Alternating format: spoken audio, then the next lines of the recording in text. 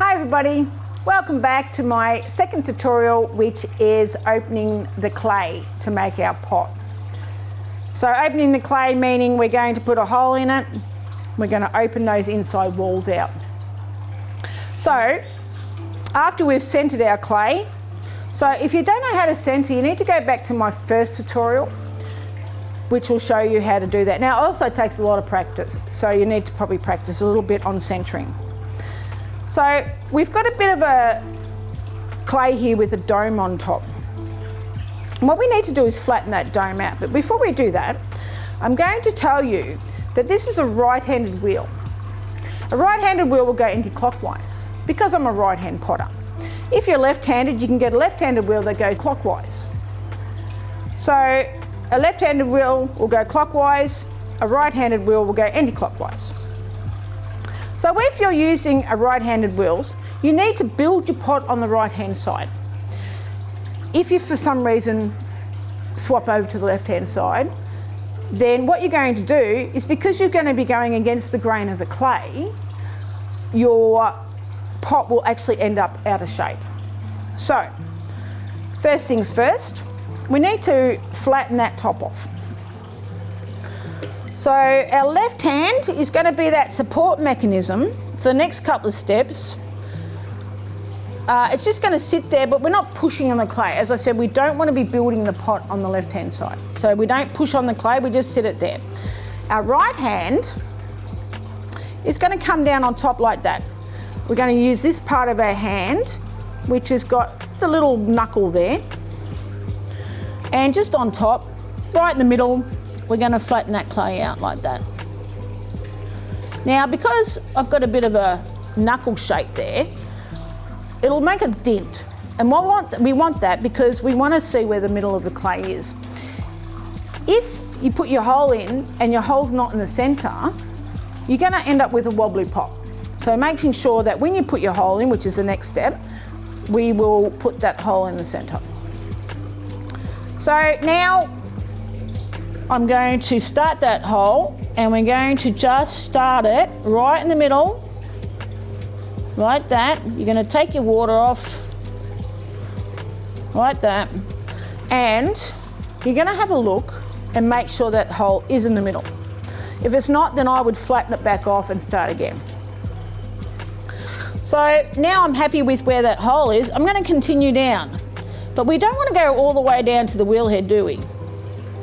We're going to stop about 1 centimetre from the bottom, from the wheel head.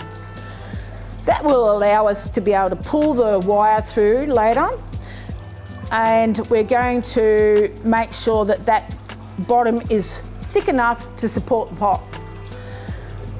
So now that I've got that hole in and it's nice and centred, I can start bringing that wall there out, so that to make that inside wall wider, because at the moment we can't really make a pot out of that. So that inside wall needs to come out, and we're going to put your finger back in there, and you're going to pull it out towards your body, not towards this hand, so not towards your left hand. And as you pull that out, you might put your pot out of shape a little bit. So what you're going to do is you're going to come off nice and slowly. So that slow release is handy all the way through making your pot.